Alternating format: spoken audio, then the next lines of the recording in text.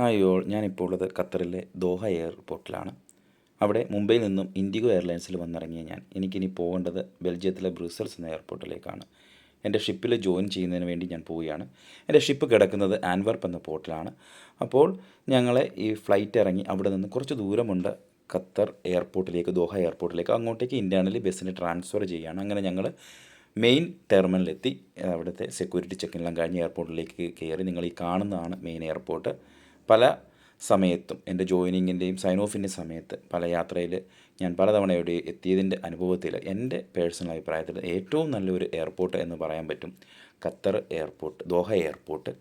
അവിടെ ഞങ്ങൾ കുറച്ച് ഫോട്ടോസ് എടുത്ത് ഞങ്ങൾ അടുത്ത ടെർമിനലിലേക്ക് ഞങ്ങൾക്ക് പോകണം. ശരിക്കും പറഞ്ഞാൽ ഞങ്ങൾക്ക് ഇവിടെ ലോഞ്ച് സർവീസ് ഉള്ളതാണ്. പക്ഷേ ലേ ഓവർ 2 അവർ ഉള്ളത് കൊണ്ട് ഞങ്ങളിപ്പോൾ ആ ലോഞ്ച് സർവീസ് എടുക്കാതെ അടുത്ത ടെർമിനലിലേക്ക് പോവുകയാണ്. ഞങ്ങൾക്ക് സി ടെർമിനലിലേക്കാണ് പോകേണ്ടത്.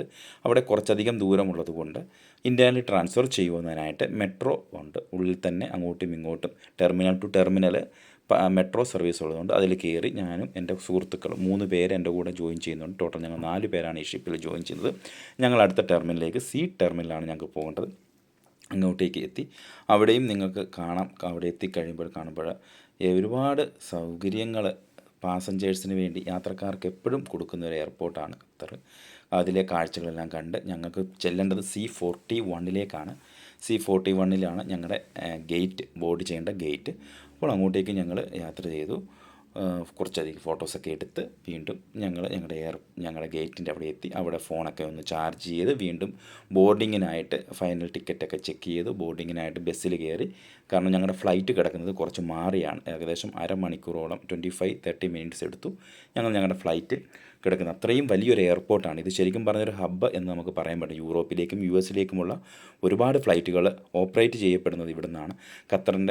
ഖത്തർ എയർവേസിൻ്റെ പല ഫ്ലൈറ്റുകൾ ഇവിടെ കിടക്കുന്നത് കാണാം. ഏറ്റവും നല്ലൊരു ഫ്ലൈറ്റ് സർവീസ്. ഞാൻ പല ഫ്ലൈറ്റ് സർവീസിലും യാത്ര ചെയ്തിട്ടുള്ളത് അനുഭവം വെച്ചിട്ട് എനിക്ക് ഏറ്റവും ബെസ്റ്റ് എന്ന് തോന്നിയിരുന്നത് ഖത്തർ എയർവേസാണ്. ഇന്ത്യയിലെ എയർ ഇന്ത്യയോ ഇൻഡിഗോയോ മറ്റൊരു എയർലൈൻസും നമുക്ക് ഇതുമായിട്ട് കമ്പയർ ചെയ്യാൻ പറ്റില്ല. അവർ തരുന്ന യാത്രക്കാർക്ക് തരുന്ന സൗകര്യങ്ങളിലും യാത്രക്കാരുടെ പെരുമാറ്റത്തിലും എല്ലാം ഖത്തർ എയർവേസ് ഒരു പടി മുന്നിൽ തന്നെ നിൽക്കുമെന്ന് എൻ്റെ പേഴ്സണൽ അഭിപ്രായം.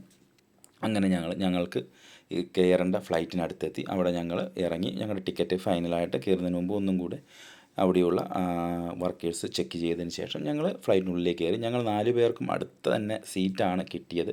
ഞങ്ങൾ 4 പേരും ഇരുന്ന്. എങ്കിലും ഞങ്ങളുടെ പിന്നിൽ സീറ്റുകൾ വേക്കൻ്റ് ആയി കിടന്നതുകൊണ്ട് ഞങ്ങൾ അവരുടെ പെർമിഷനോടെ ഞങ്ങൾ അങ്ങോട്ടേക്ക് മാറിയിരുന്നു.